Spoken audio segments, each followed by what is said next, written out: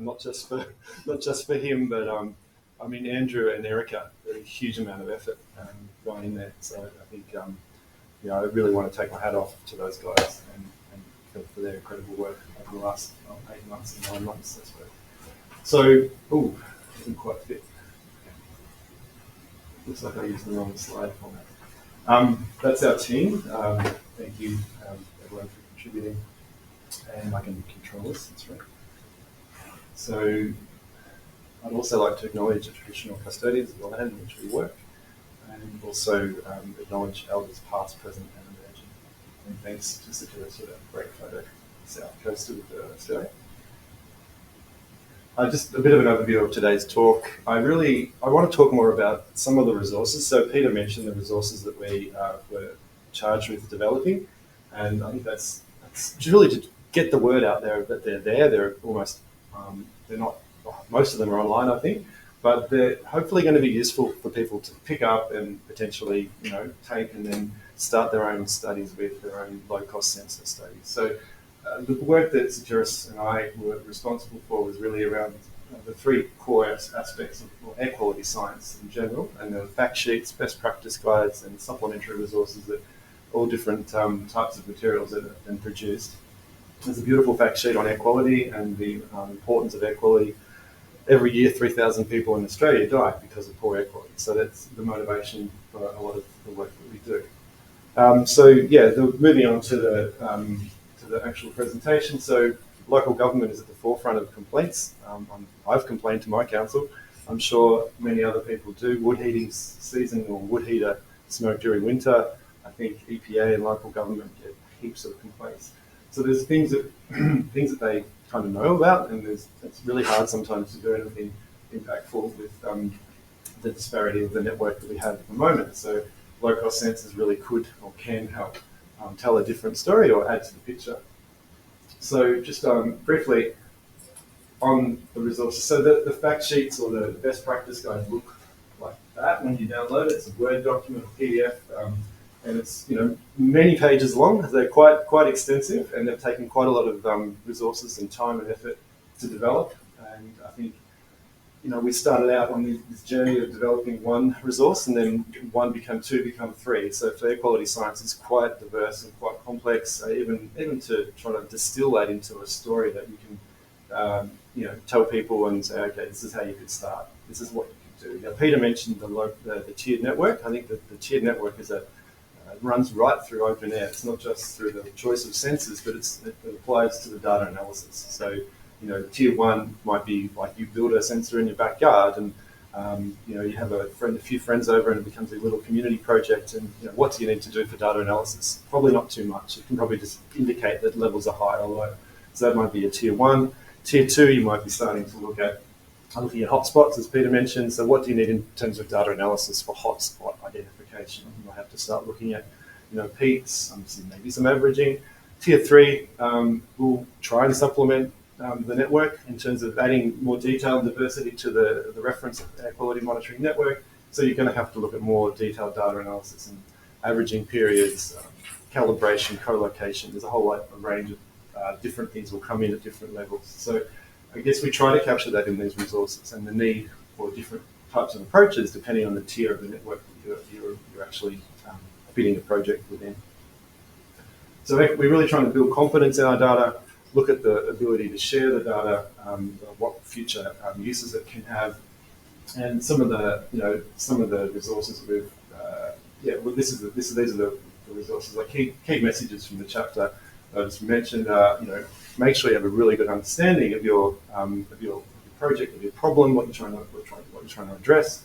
It would be great if there were local government representatives in the room. I'm not sure if we have, but it'd be great to hear what sort of things you're coming across, whether it's dust from coal mine mining, or whether it's wood smoke. They'll have a good idea and try and address that. And familiarise yourself with the terminologies and definitions to allow you to go to that stage of engaging with the data.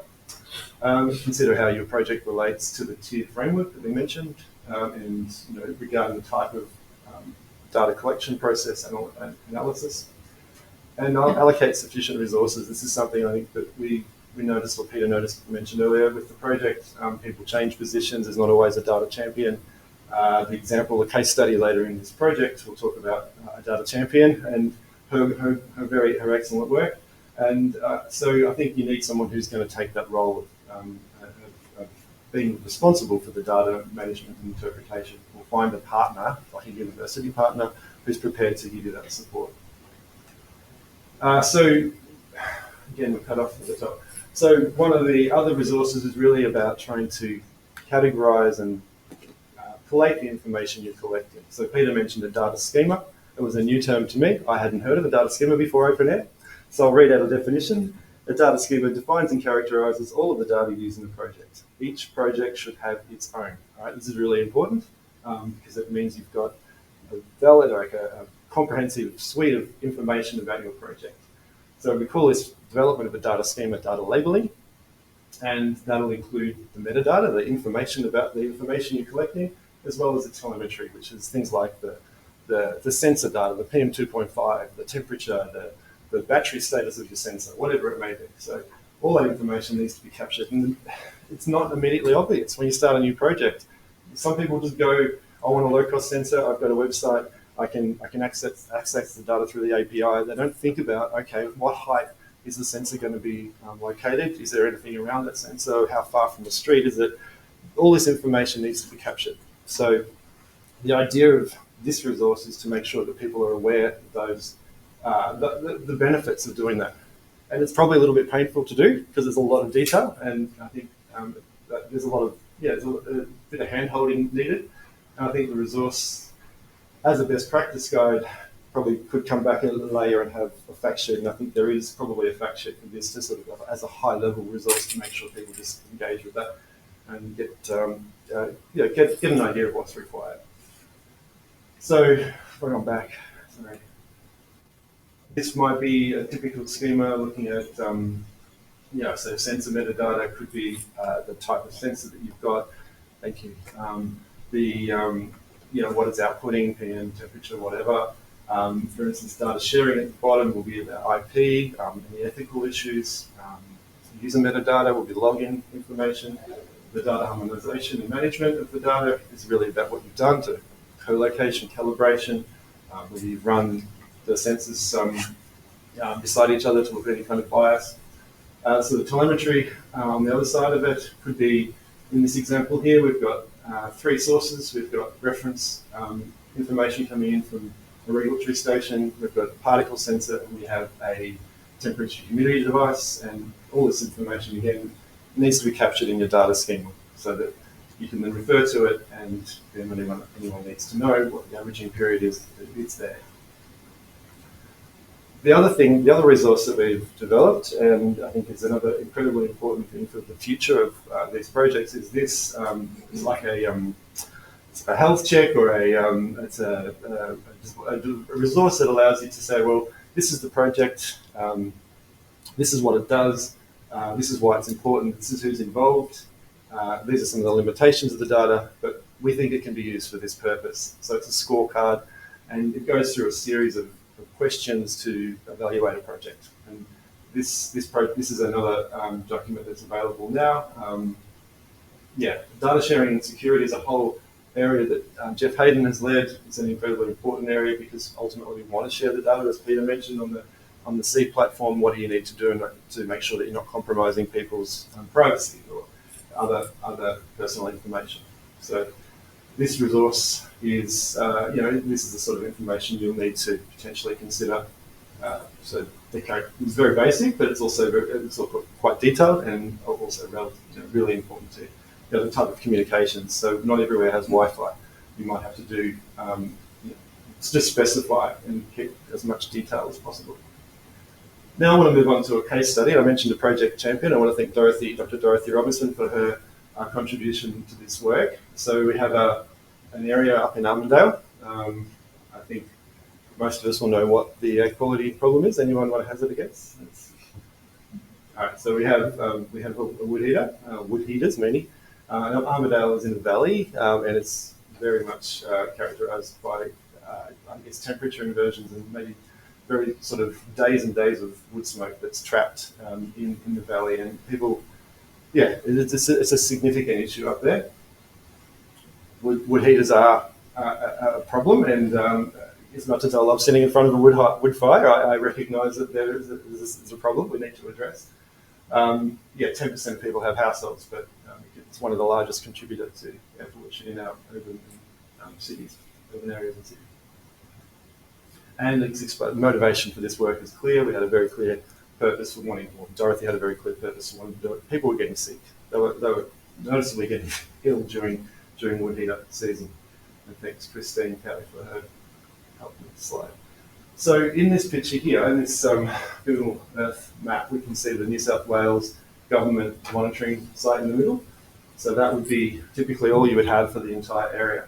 So really, a long way between points if you had that was your only site. And however, Dorothy had the idea of buying 11 with her community group, buying 11 purple air sensors maybe 5 years ago, maybe a bit longer, and doing some co-location calibration of the dust track that the council happened to own. I don't know how many councils have dust tracks, but I'm pretty sure Dorothy might have had something to do with that. The dust track, and then also co-locating with the OEH DPE reference station. Sorry, this is a good sort of air quality day.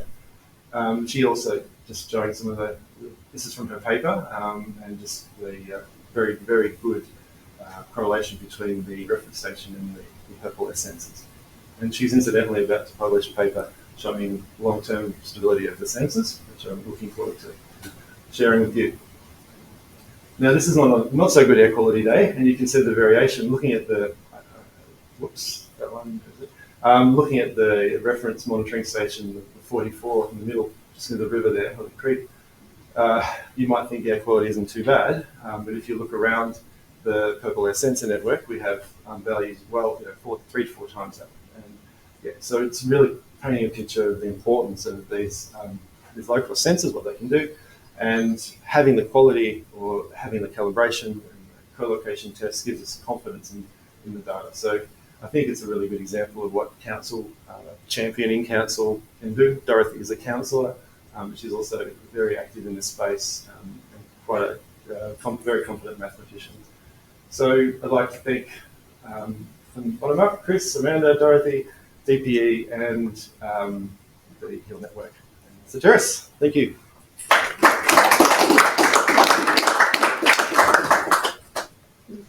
Time for a couple of questions. The session just goes through till 3.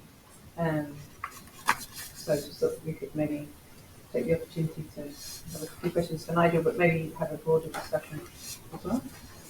Any specific questions for Nigel? Be kind, Sotiris.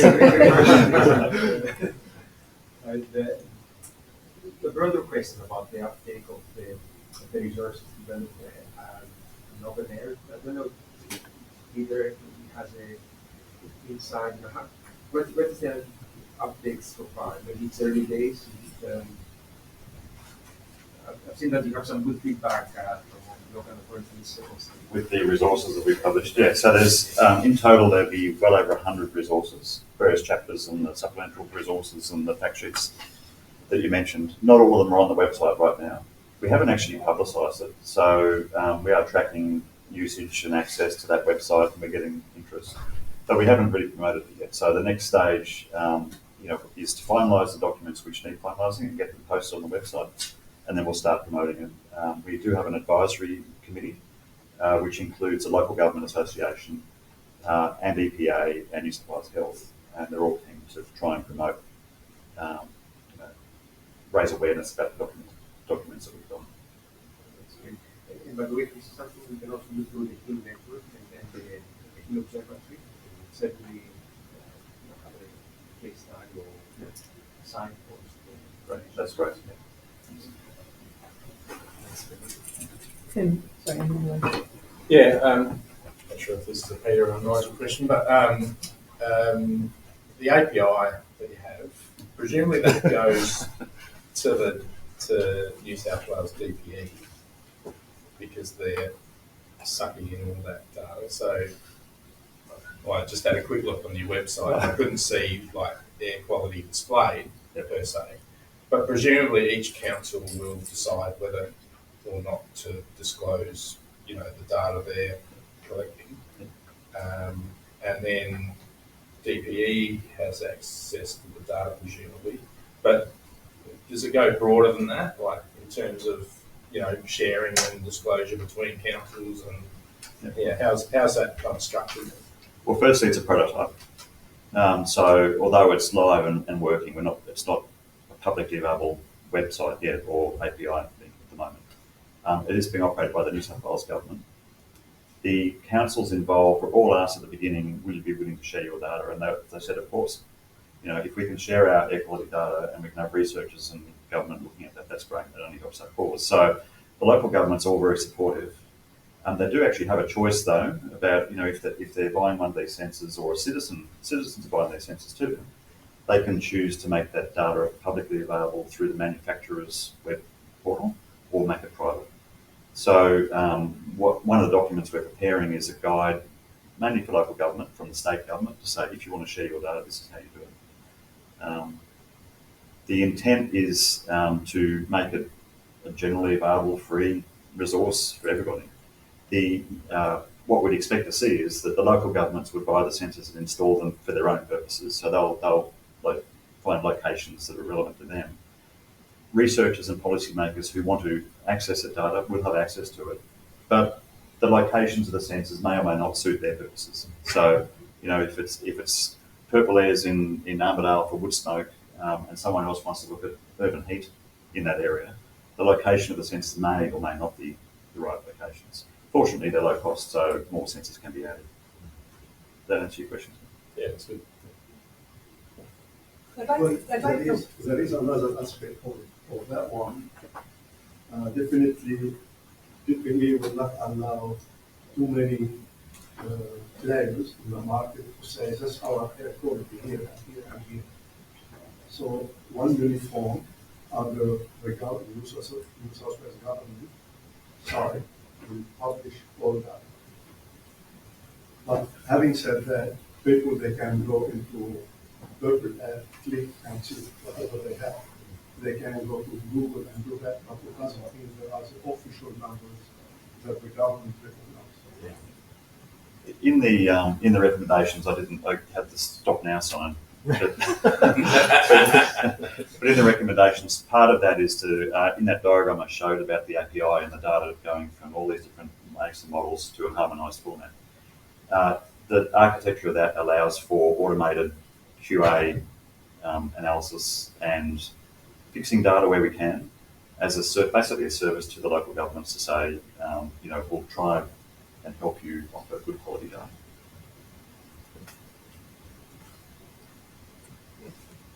Maybe a bit non-specific, because all of you talked about science communication in some way, shape, or form, or mentioned it at least, but I didn't actually see that many examples of it. You showed a few papers that were written, like a few perspective papers, and these kind of publications that explicitly covered. What is your opinion on science communication, the value of it, so communicating with citizens? Because I didn't really see a lot of information products that are then actually able to a normal person would then actually be able to see or recognize. You want to take that one? Yeah. Whoever wants to take this. So when you go to that website and have a look, you'll see some very technical documents like the ones Nigel showed, but there are some less technical documents. There's fact sheets, which are 2 or 3 page PDF files, which provide an overview of air quality and why it's important, and some of the concepts. And they're things that the general public can read and understand, I think. There's more detailed documents like the best practice guide chapters. So the 15-page detailed documents and the supplemental templates and things are really more targeted at technical audiences.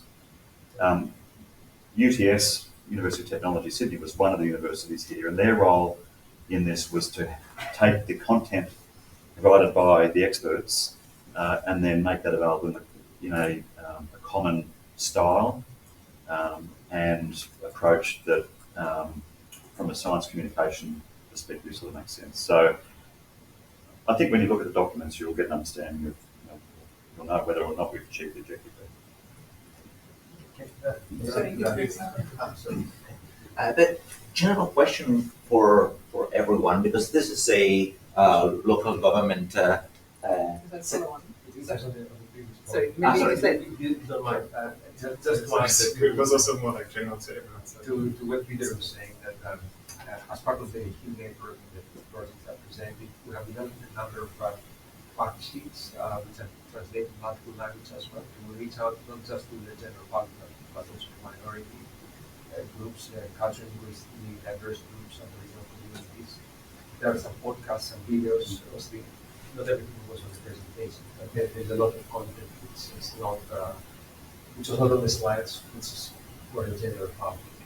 And some of that will be on the website. Not everything is on the website already. But these are key focus, to help communities adapt to climate change and climate change. Yeah, that's also sort of understanding. I guess retail maybe, because you also have a lot of very sophisticated products in Yeah, so I yes, there's various avenues that we're exploring. So one, we take guidance from our partners on how they want to engage, with the community. We've engaged, I guess, with schools to run exercises. We've held, in the Mall of Darwin, we held an exhibition that ran for about 6 weeks, where families could kind of come in and just, kind of explore and, observe some of the data. And, again, it was kind of, fact sheets and, little tools that they could pick up and try and understand, what urban heat meant and, engage with that. I know Riccardo's been kind of working in that space with citizen science engagement with, schools as well. But I think there's visual products that we're trying to develop. There's the academic literature, your peer-reviewed publications. There's, I guess, reports that go along with that. Then you get to the sort of, glossy things that you might want practitioners to look at and council staff, people in departments. And then there's your kind of really kind of snapshots, stories that just, very simple to digest thing that you want people to pick up and just spend a couple of minutes on, whiz it around on social media, and hopefully you connect a few, you grab a few people that will find something interesting and have a chat around the barbecue on the weekend. That's just the context here. Just add one point to that. Just on the OPENAIR project, the approach we took was the council's the best place to engage with the communities. So what we were trying to do is help them then engage, and each of them had a different approach. So in one case, a council said, we know how to use the technology. What we want to do, our objective really is to encourage STEM skills and digital literacy in the community. So they were looking at those level 1 sensors and involving the community building sensors in a fab space, fab lab. Another one said, we just want to be able to show air quality on a dashboard, and then we'll develop a narrative around that in a community engagement action plan. Another one has an environmental action committee, and so they wanted to inform that committee. So we didn't want to communicate directly with the communities. We want the local government to be able to do that, informed by the data. Thank you. Thank you so much. If I may just add just one quick comment, very quick. We often think about communication. I don't think it's the only problem we have. One of the problems that we have as academics and researchers in general is that we often talk about things that are at TRL 4, 5, or 6, and people in the community want things that are at technology readiness level 8 and 9, and they're ready to market. So it's also a development stage situation, because we live in a different TRL world. So thank you so much all for having this session. thank you to all of the presenters. Thank you to Benjamin for keeping everybody on track. And thanks to the interviews. Thank you. Thank you both so much. Thanks, Arthur. We didn't give you an easy time.